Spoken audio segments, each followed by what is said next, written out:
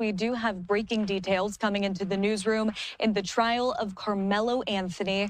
Putting this on your screen, Brooke Taylor, Fox News correspondent, saying the judge in the Karmelo Anthony trial just released evidence, including body camera footage showing the moments an officer took him into custody after the stabbing. Anthony is heard saying, quote, "He put his hands on me. I told him not to. He put his hands on me." We do have more details in this, including pictures of the murder weapon, the aftermath, and Anthony's backpack. We are going to put those up on your screen here. Take a look. This is courtesy Collin County District Court, showing photos with evidence markers, the murder weapon, that blade. There is the scene of where the stabbing took place, and his backpack, Karmelo Anthony's backpack, right there. Now, the district court also released surveillance video.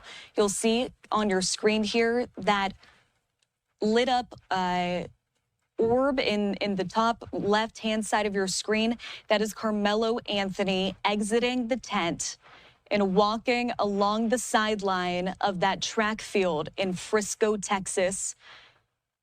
You can see that video here released just now by the Collin County District Court as he continues to walk along the perimeter of that track field.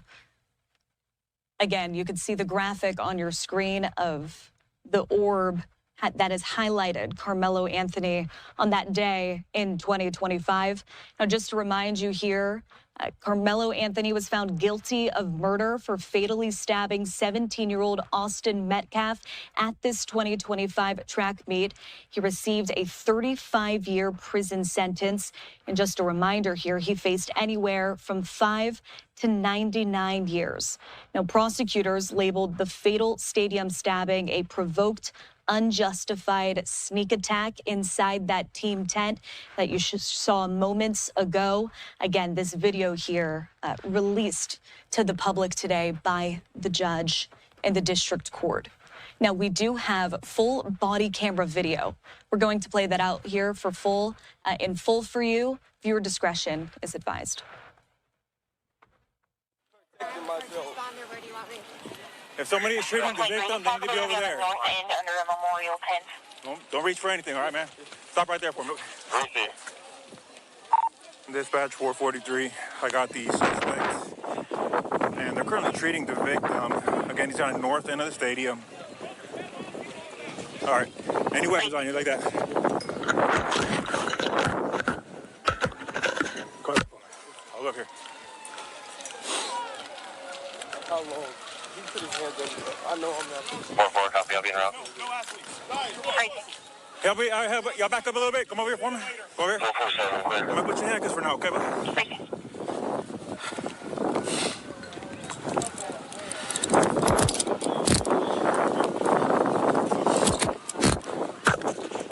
Dispatch 443. Everybody can slow down. I got the alleged suspect in handcuffs right now, detained. Everyone else can slow down. Suspects detained in handcuffs. Hold on. You can open up the channel, and medics are clear to come in. Have them come to the northeast entrance. That's going to be a gate that's wide open there, and then you come to the victim from there.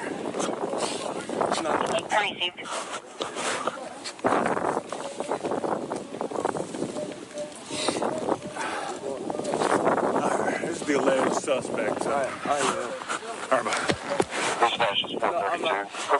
Huh? Okay. We'll figure that in a minute. So nothing on your person at all? No, sir. Nothing? No, sir. Mind if I reach in your pockets and stuff and all that? Nothing gonna stab me now? No, sir. Okay. I have I'm going to be out with this. I'm gonna be a little personal there, okay? Just to make sure. My car's right here. Okay. Yeah. You want me to get up now? Go. All right. The victim's going to be underneath that tent over there, so I'll get medics. Jump a fence. I think she was analyzing. Memorial tent over there, guys. All right. He put his hands on me. I told him not to. He put his hands on me. What's happening right now? Victim is over here on the north end. They got staff standing to him right now. This is the alleged suspect. All right. Already? No. Already searched them. You got nothing on him. I don't know what happened. 4.3. Checkers everything about CPR process for a little bit. Crazy. That's the wrong thing. Crazy.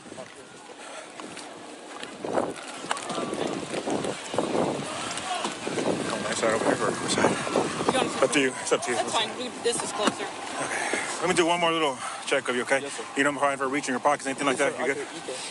We are just wearing the one pair of pants? No, man. I'm wearing some little underpants.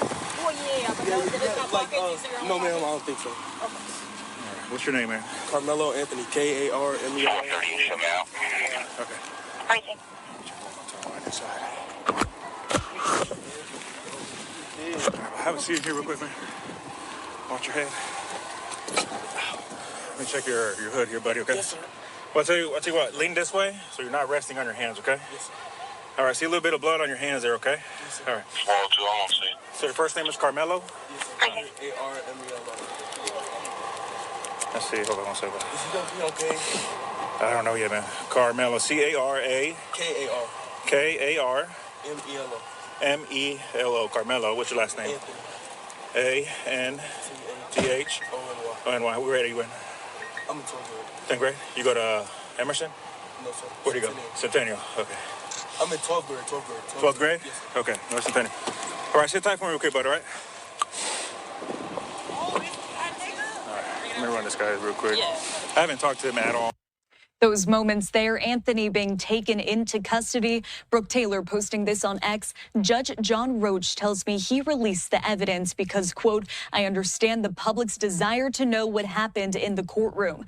The overwhelming focus on my ruling regarding the media in the courtroom was to protect the process, witnesses, and jury. Now that the trial is over, it is important to me to provide transparency. Again, no cameras in the courtroom for this trial. That was just about 1 week ago. Here on Live Now, we are going to take another commercial break this hour. My name's Alexandra Goldberg. We'll be back in 2 minutes.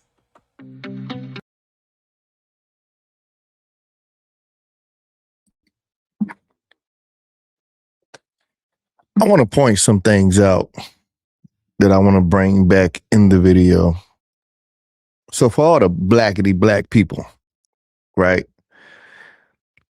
Now, if you see, okay, so first of all, let's see right there. That's the knife, right? So remember they wanted you to believe it was maybe a cleat sharpener, right? Clearly not. Now, even though it is, if you look up Texas law, apparently people walk around with these all the time, right? Cool. It's like people in Texas who walk around with firearms all the time. You allowed to have it, Second Amendment, no concealed carry, all of that. You know what I'm saying? Cool. No problem with that at all. But this is not a cleat sharpener. It's a knife. Let's get that right. It's a knife. A handle and a very sharp blade. That is a knife. Cool. I think we all on the same page there, right? It's a knife, clearly. Cool. But here's the thing. You're a senior in high school. Why are you walking around with a weapon, period? Why are you walking around with a weapon, period? I grew up in a hood, poverty-stricken. I never walked around with a weapon. I have a weapon now that I'm old enough to purchase one and own one. I'm like, but I didn't have one at all through high school. I didn't need one because I knew if anything was going to happen, it was going to be with these. And that's it. Move along. Let's keep going.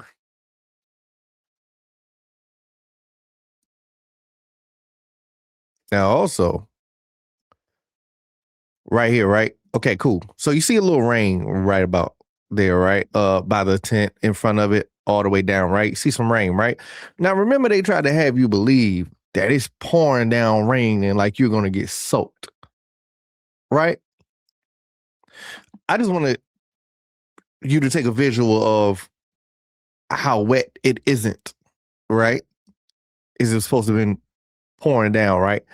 When you look at the bag, well, that's probably after it dried off. But look at his hoodie. You can see the wet marks in his hoodie. It is not soaked. That's why you can see individual drops on his hoodie because it wasn't pouring down raining getting soaking wet like they tried to make you believe. He got under the tent because it was pouring down raining. No, it wasn't. These are drops. If it was pouring down raining, his whole hoodie would be a darker color and it'll be soaked. So that's inconsistency number 2, right? Now they say right here, he was about to get jumped, right? Funny, because when everything happened, now you see him running out of the tent right after he did what he did. Where in that did you see him about to get jumped? You see a little altercation right there. I'm like, then you see him backing up, running out the tent, and then he ran down. He took off because he knew what he did. And then when he gets about here, the 10-yard line, you see people started coming up trying to chase him. And here's the funny part. Guess what? Look, then he stopped, which may have been to throw the knife away because remember, he got pat down on his body cam video and he did not have the knife on him. So then he took off running. They chasing him again. But even look when they catch up to him. Then he started walking away like he didn't do nothing, right? Even when they catch up to him, you don't see none of them hurting him. You don't see them jumping him, even after what he just did. You don't even see his brother running up behind him to stop him and do damage. You know why? Because his brother is tending to his brother.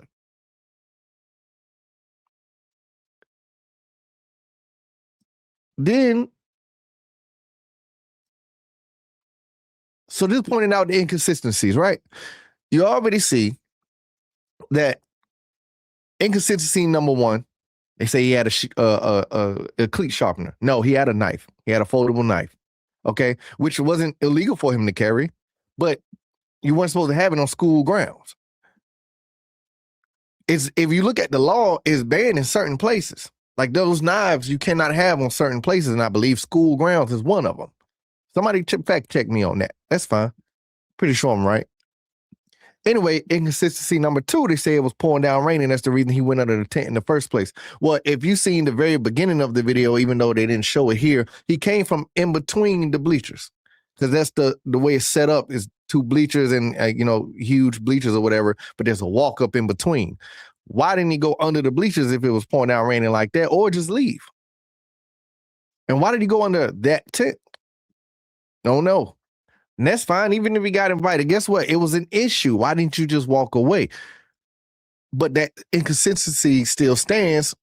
It was not pouring down raining. I'm like, even from the time that happened to the time the cops got there, which wouldn't have been over 30 minutes for sure, especially when they were trying to work on him immediately. So they may already been there. And it was waiting for EMS to get there. So I imagine they got there pretty quick or were already there. I'm like, not once do you see him soaked.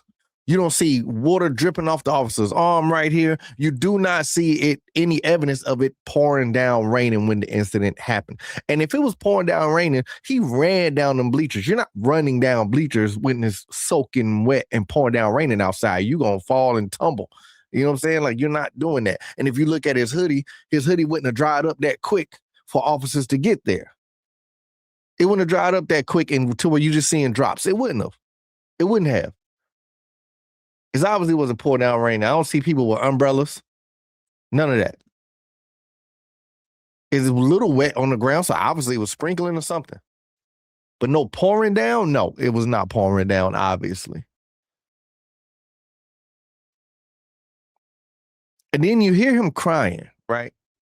You hear him crying, saying, I told him not to put his hands on me. Well, hold on. So stops right there. So that lets you know that he put hands on you. So he pushed you, which people agreed to and testified to. He pushed you. Why did you grab a weapon? That's why I said I never walked around with a weapon in high school, even though I grew up in the hood. I'm like, because if anything happened, it's going to happen with these. And I'm going to make it home and I'm going to keep moving. I never had to have a weapon. And I'm talking about poverty-stricken, ghetto, hood, whatever, however you want that to look. That's what I grew up in. Yeah, it was gang fights not all the time, but it was gang fights like every few Fridays or something at high school. I'm like, it was always something.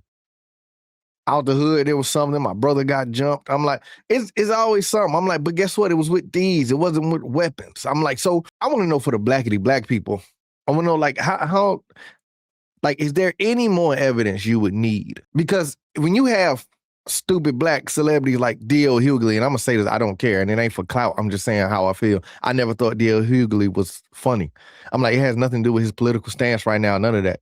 I'm just saying I never thought he was funny. There's a reason he was first on the Kings of Comedy DVD. I'm like, now people like to get in the comments and say, cool, he got more money than me, he got more fame than me, all that. Cool. I don't care. That doesn't stop the truth. My truth or my opinion. It doesn't. My opinion is that he's never been funny to me. And I never liked his show. I never liked none of his stand-up. I never thought any of his jokes were funny. I thought his jokes could be funny. If he was telling them. I never thought D.L. Hughley was funny. I'm like, he showed his true colors for sure when Trump got in office because he's racist. I'm like, yeah, he's a racist black man for sure. I'm like, that's fine. I don't care if he's a racist black man. That's your business. I'm like, a lot of black people are racist and don't want to admit it or want to lie to themselves like David Banner and say, you know, black people can't be racist. If you look at the definition of racism, yes, you can.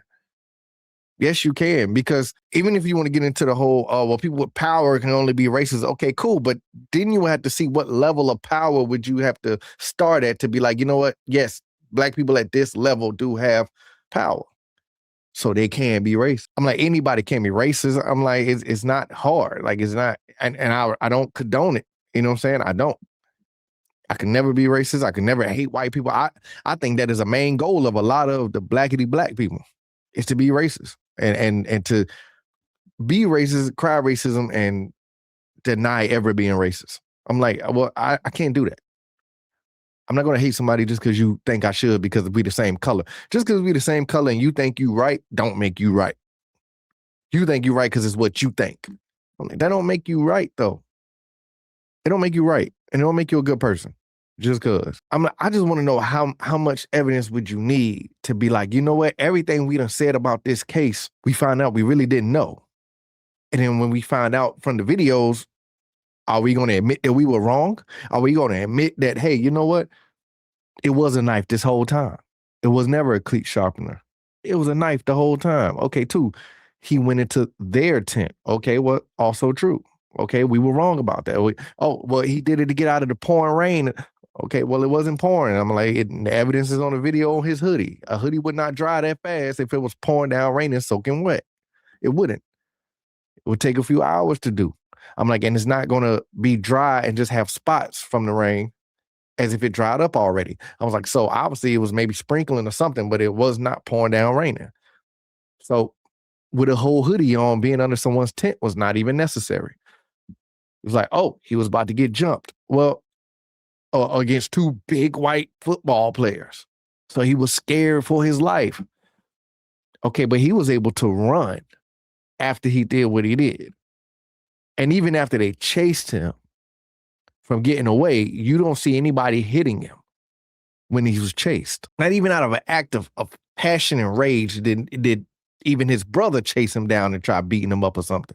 You know why? Because he was tending to his brother. There was no evidence of him being bullied by them prior to this and no evidence of them about to jump him, even from the testimony in court. And testimonies in court, I'm sorry. So how long are we going to keep saying that then? Because there's no guarantee of any of it. There's no guarantee of any of it, but we're going to keep saying it. Oh, nope, this place racist and this county racist and this country racist, but we're going to stay here and we're going to keep complaining. We're not going to leave and we're not going to look in the mirror and see if it's maybe something we're doing, not that we're doing wrong or whatever, anything like that, as compared to white people, but is there anything in our character or our activities or our conduct that would, make us be guilty, that would make us look guilty in the things that we do on a daily basis, like me going to the tent of a team that I am not on and just being a senior in high school, and I go into their tent and I get told to leave and I say no and I want to act tough. I was like, and I say, put your hand, they push me and I say, put your hands on me, see what happens. They push me and then I start stabbing and then I run. And then when the cops pat me down on body cam, there's no knife found because they had to find it because I tossed it, because I knew I did something wrong. Like you see how accountability happens? Like you see how it looks, that's how accountability looks. I was wrong. I was completely in the wrong. He put hands on and you see here in the video itself, he says, I told him not to put his hands on me, not them, or not I was about to get jumped. It's crazy how y'all created a narrative for him to say, oh, well, he was about to get jumped by two big, white, strong football players. But he didn't even say he was about to get jumped. He said, I told him, singular, not to put his hands on me, which wouldn't make sense because it was just him that got stabbed. And it was only him who testimony in court said pushed Karmelo. It was also testimony who said of Austin saying he did not want to fight Karmelo at a track meet. I'm like, how much more evidence do you need that the boy is guilty?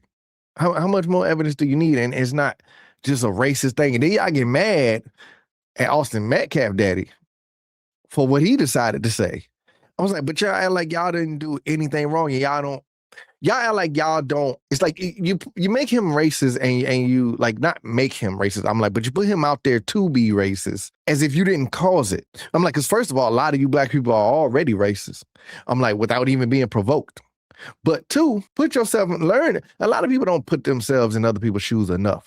Put yourselves in the father's shoe. Immediately, I tried to show the Anthony family grace. I tried to shake their hands. I tried to let them know there's no hate, no bad blood between us, nothing.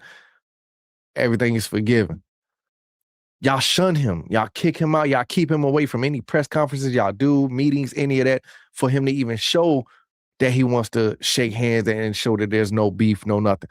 Y'all didn't allow him to do that, even though that's what he was trying to do. So what do you expect? And then he gets a bunch of death threats, hate threats. I'm like, what do you expect him to do? You expect him to still love black people when it seems like to him on that side, all black people turned on him when he didn't have a racist bone in his body? I'm like, so then he said, okay, I'm gonna give you a viral clip. And then he said what he said. And then y'all take that, oh, well, that we always knew he was racist.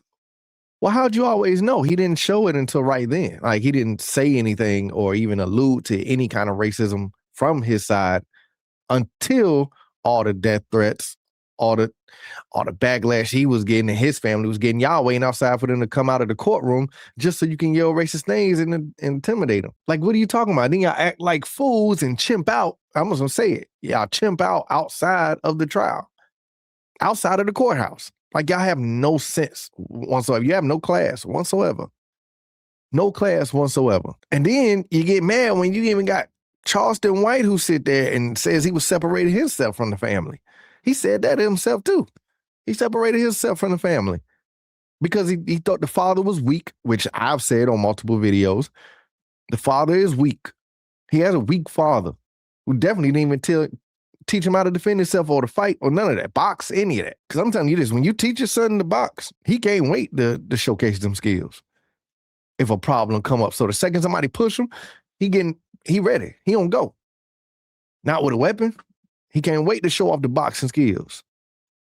If you have a son and you teach him boxing, then you know what I'm talking about. Or if anybody, your father ever taught you boxing, you know what I'm talking about. Obviously, his father didn't. He thought I had to use a weapon because he was scared. Because he was scared to get whooped. He was scared to get whooped on. That's what it is. So Charleston White even say he got a weak father. And I felt like I was being used for money for them. Of course, that's why they did it. That's why they keep making GoFundMes. That's why people keep putting GoFundMes in their name. I'm like, that's why. They're going to capitalize off that, just like the Black Lives Matter chicks capitalized off George Floyd. You capitalize off it. That's what they wanted to do. And then you hear that the father, apparently Karmelo's daddy, wasn't even at the sentencing. I don't even know how you do that. I could not be at my son's sentencing. First of all, my son, forbid that ever happens, because he would never even go that route. He wouldn't have to. I was like, I know they thought the same thing. You'll never know what your kid gonna do. No, I know, because I'm on my kid about everything. I'm teaching him all the time. And I'm on him about everything about who he should shape into be. And I keep him all away from them negative influences, all of that. I'm telling you, I'm a full-time parent. Me and my wife, we make sure none of that happens. And it's not going to happen. Because you know who he always going to come to and who he always going to think about? Because he always going to be a thinking man, just like his daddy is raising him to be a thinking man, just like himself. So he's going to always know, hey, amount of aggression necessary. So if this boy push you, first of all, if this ain't yours, don't be there. My son would never be under the tent that's not his or he wasn't invited to. 2, I was like, if there was an issue with somebody putting hands on him, guess what? He gonna put hands on him back. He's not gonna grab a weapon automatically and be like, I gotta defend myself and fear for my life. No, you weren't. You weren't. I'm sorry. No, you weren't. I'm like, but you're gonna always have these black people that's just gonna always try to defend him, always gonna try, because it's a black thing. It's a black thing. And then you get people outside the venue talking so stupid. They literally would sit there and be like, how you put this kind of crime on a young black boy and all? Because he did it. That's why. He threw the weapon. It wasn't on him when he got patted down by the police. You know why? Because he tossed it, because he knew he did something wrong. Why else would you toss a weapon after you use it? You knew you did something wrong with it. Otherwise, if you did something right, wouldn't be no need to toss it. Police come, you say that right there and let them know what happened. But we don't have enough sense like that. We have a culture of, nah, F the police. We don't need to help them with nothing. Don't help them solve anything. And whatever we do, if it's towards somebody of another race, they must have deserved it. We're never in the wrong. Black culture is trash. It's trash. Even like, oh, well, why everybody want to be us and stuff and why everybody love us the most. No, they just love what you do. They love that you can play basketball and football very well. They love that you're very athletic, that you can jump about 50 inches in the air or however many in it. No, not even inches, because I'm like 70 inches. However that much, like 50 feet or whatever. Like you can jump like 50 feet in the air and hit the things at the NFL combine and the basketball combine. I'm like, you play sports very well. You have interesting music. That's black culture. Like that's what they like. They like your swag, like the way you dress. Sometimes you like, because people in their culture dress probably crazy. I'm like, that's what they like. I'm like, so I'm not gonna get into this whole debate about cultures, right? Culture clash or anything, or to start a race war, any of that. I think it'd be stupid. We don't need a race war. I'm like, and stuff like this is what continues to push that agenda of a race war. I'm like, and that's not what we need. And then you get stupid black people that were like, well, we should have stayed segregated. Okay, well, cool. Let's see how far that gets you. Go ahead and segregate yourself in all black communities as if you're not already have those, and see where you end up. All predominantly black communities that we have now, we know as the hood. That's what you're going to do. You're going to create more hoods throughout America because you want to segregate yourself from every other culture and race. Okay, cool. Then you're going to have more and more hoods. And then you're going to continue to still do what you're doing. Segregating does not change who you are and how do you conduct yourself and the things you are interested in doing and the crimes that you commit and the downfall of your culture. I'm like, segregating yourself is just going to expose it even faster. Stupid. Till next time, y'all, I get a headache with black people. I'm out. I feel like I'm good on my own. Don't need nobody beside me.